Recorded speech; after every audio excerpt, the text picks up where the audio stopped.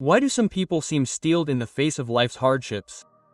Why did Marcus Aurelius, the most powerful man in the ancient world, manage to remain calm even in the face of the greatest tragedies?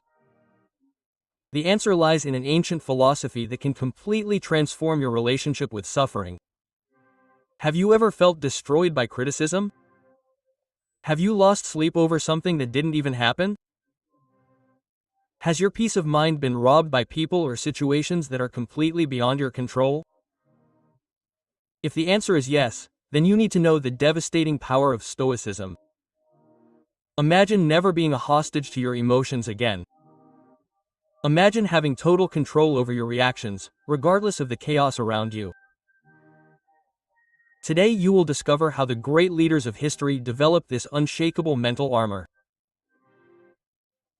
Prepare yourself for a transformation that will forever change the way you look at life's problems. Before you begin, I want you to demonstrate your commitment to this transformation. Comment now. I choose to be stronger than my circumstances to show that you are ready for this journey of mental fortification. Let's discover together the secrets of the Stoic masters. Stoicism does not mean being cold or insensitive. It means being mentally invincible. Born in ancient Greece around 300 Muffist in Nadisar, this philosophy was created by Zeno of Kishan after he lost his entire fortune in a shipwreck. Instead of despairing, he chose to seek a way of life that would make him independent of the vagaries of fate. But it was Marcus Aurelius, the Roman emperor, who left us the greatest practical legacy of Stoicism. Imagine the strongest man in the world, facing epidemics, wars and betrayals, writing in his personal journal, "You have power over your mind, not over external events." Realize this and you will find strength. What makes Stoicism revolutionary is its fundamental premise. We suffer not because of the events themselves, but because of our interpretation of them. Epictetus, who was a slave before becoming a philosopher, taught us that there are only two categories in life: things that are within our control and things that are not. The key to mental freedom is to focus exclusively on what we can control. Think about this. When someone criticizes you, what really hurts you? The words themselves or the meaning you attach to them? When you miss an opportunity, what frustrates you? The fact itself or your unfulfilled expectations? The Stoics discovered that we ourselves are the creators of our own suffering. Seneca, another great Stoic, was one of the richest men in Rome, but he regularly practiced voluntary poverty exercises to mentally prepare himself for any adversity. He said, "Every new beginning comes from the end of another beginning." This was not resignation, but strategic preparation. Stoicism provides immediate practical tools. The first is the dichotomy of control. Before you react to any situation, ask yourself, is this under my control? If it isn't, let it go. If it is, act wisely. The second is negative visualization. Regularly imagine yourself losing what you have. This is not pessimism, it is mental training that increases your gratitude and resilience. Marcus Aurelius faced the deaths of several children, an unfaithful wife, devastating epidemics, and constant wars. Even so, he wrote, "Very little is needed to have a happy life." How did he manage to maintain this perspective? Through the daily practice of seeing every challenge as an opportunity to strengthen his character. The Stoics understood something that modern psychology has confirmed. Our thoughts create our emotional reality. They develop techniques to question automatic thoughts, reframe negative perspectives, and maintain focus on what really matters. It's not about not feeling emotions, it's about not being a slave to them. Today you'll learn not just the theory, but the specific practices that have transformed ordinary people into mental giants. You'll discover how to apply age-old techniques to modern challenges: anxiety, stress, difficult relationships, professional pressures, and financial uncertainties. Let's get to what really matters. How to apply Stoicism in your real life. The first fundamental principle is to understand that you are not a victim of circumstances, but the creator of your responses. This changes everything. When Marcus Aurelius woke up in the morning, he practiced an exercise we call morning mental preparation. He reflected, "Today I will meet people who interfere in the affairs of others, ungrateful, arrogant, dishonest, envious, and antisocial. But I will not be surprised or disturbed because I cannot imagine a world without such people." This was not negativity, this was strategic preparation. The technique of Stoic reframing is revolutionary. Instead of wondering why this is happening to me, Stoics ask themselves, what is the purpose of this happening to me? Every obstacle becomes a strength training exercise for character. Marcus said, "The obstacle to action promotes action. What stands in the way becomes the path." Let's apply this. Were you fired?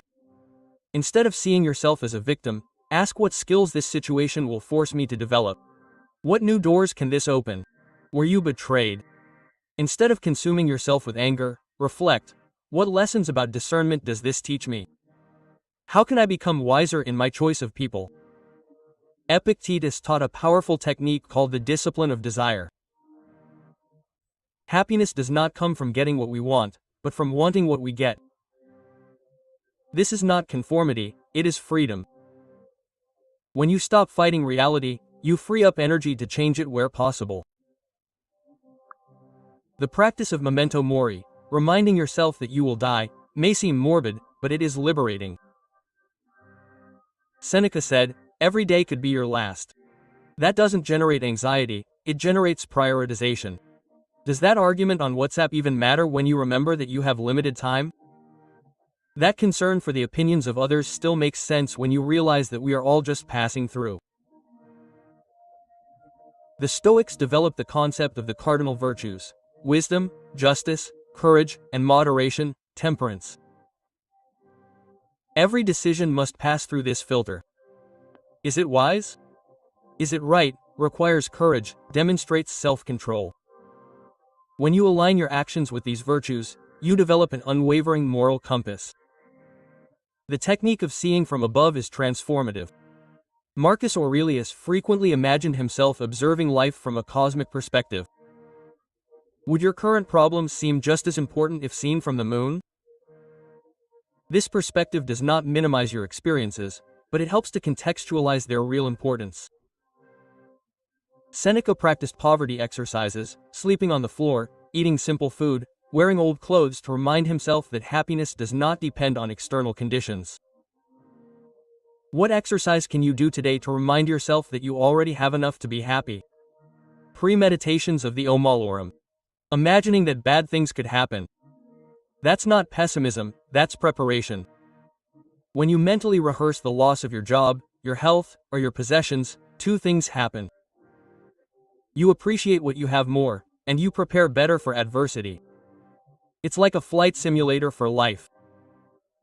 The Stoics understood that destructive emotions like anger, envy, and resentment are always choices. Epictetus taught, it is not events that disturb us, but our judgments of them. When someone insults you, you can choose to feel offended or see it as a reflection of the other person's limitations. The daily practice of evening review was fundamental. Before going to bed, Seneca would review the day. What mistakes have I made? What lessons have I learned? How can I be better tomorrow? This habit turns experiences into wisdom and failures into education. Now let's dive into the more advanced techniques that separate beginners from Stoic masters. True power lies in consistently applying these principles in the most difficult moments of life. The discipline of perception is the heart of advanced Stoicism. Marcus Aurelius wrote, "Limit yourself to the present." Quote, "This means seeing situations as they really are, not as our minds dramatize them."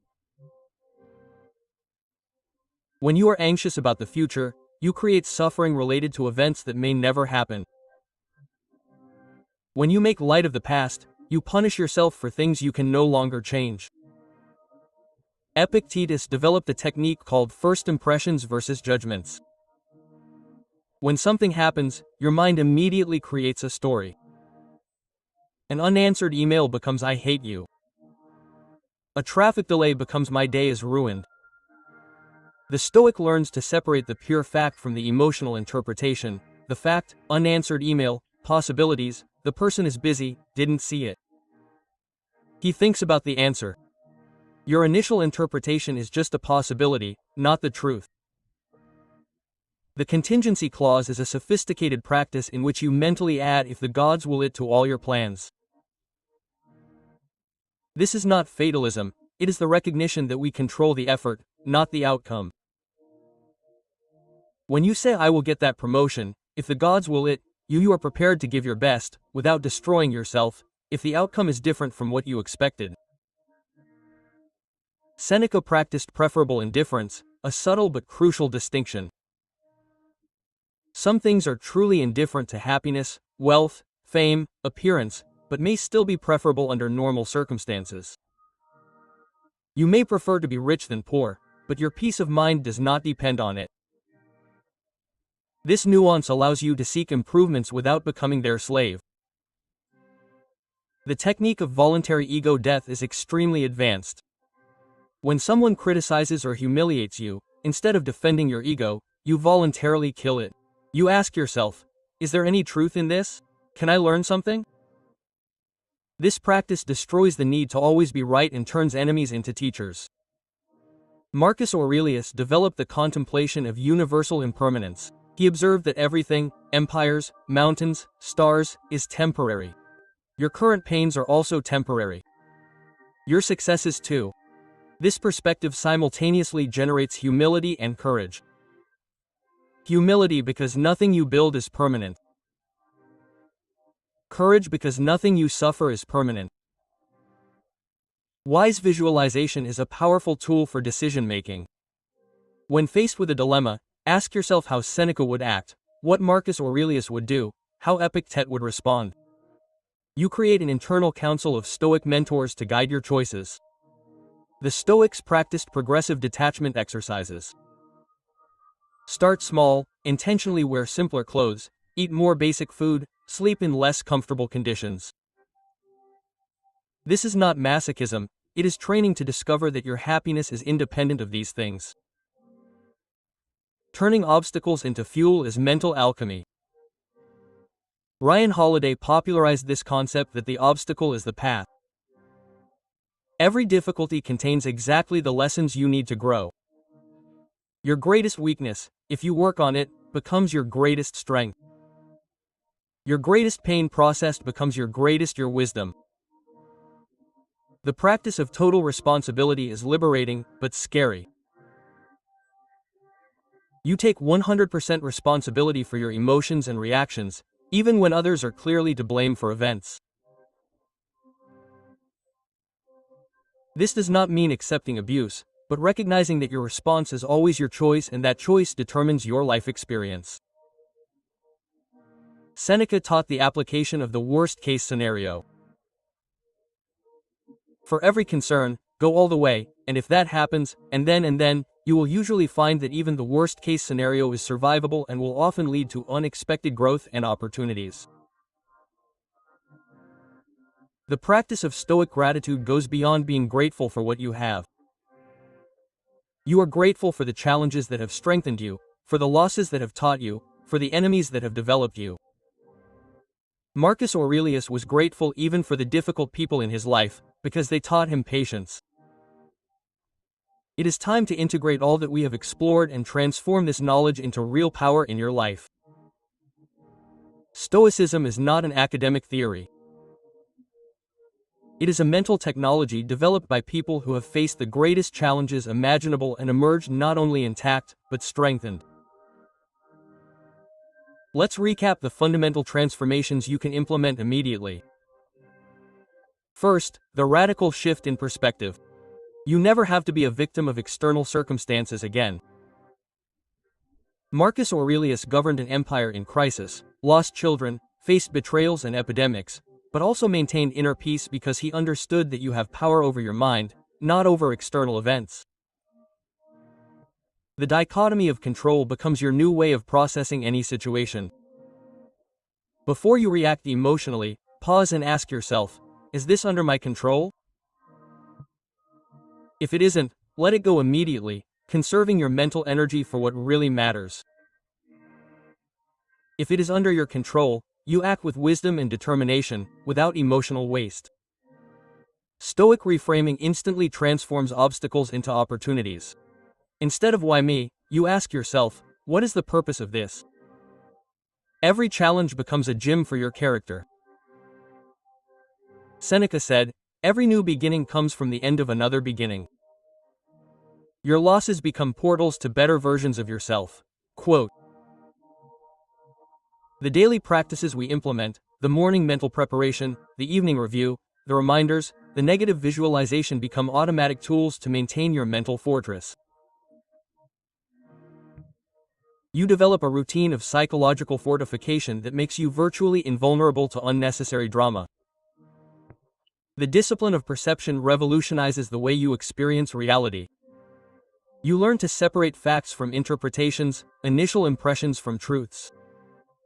That comment that used to ruin your day is now processed objectively. It's just the opinion of one person with their own limitations and perspectives. The cardinal virtues, wisdom, justice, courage, and moderation, become your automatic filter for decisions. Every choice goes through this analysis. It is wise, it is fair, it requires courage, it demonstrates self-control.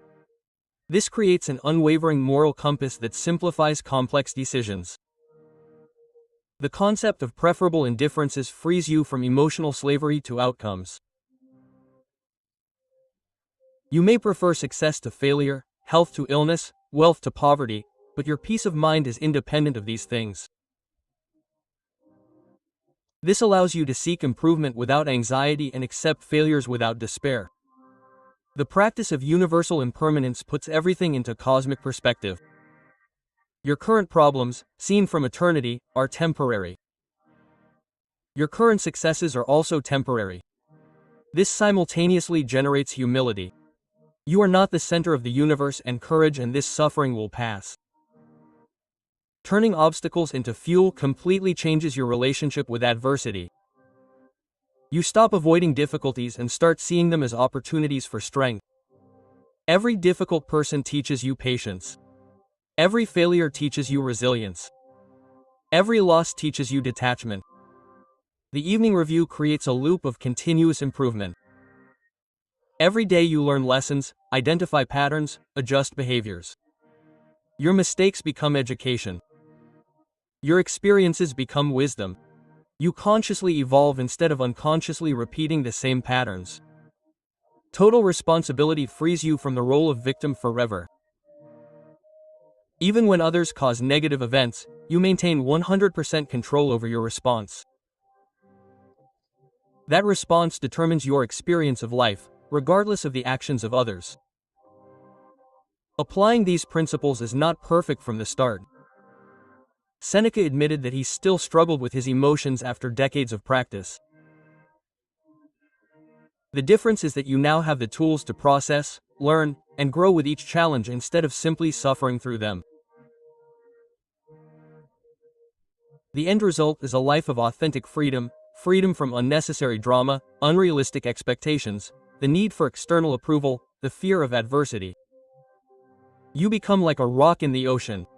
The waves may crash, but you stand firm, using every impact to become even more solid. This is not just ancient philosophy, it is mental technology tested for millennia, validated by some of the most effective leaders in history. Now it is in your hands to transform this knowledge into real power in your daily life. You now possess the same mental tools that made Marcus Aurelius invincible, Seneca wise, and Epictetus free. Stoicism is not about suppressing emotions, it is about having power over them. It means becoming the person who remains calm in the storm, who finds opportunities in obstacles, who turns adversities into advantages. Remember, you have always had this power within you.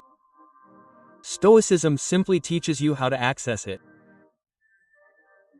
Every difficult moment you face from now on is an opportunity to practice these techniques and become stronger.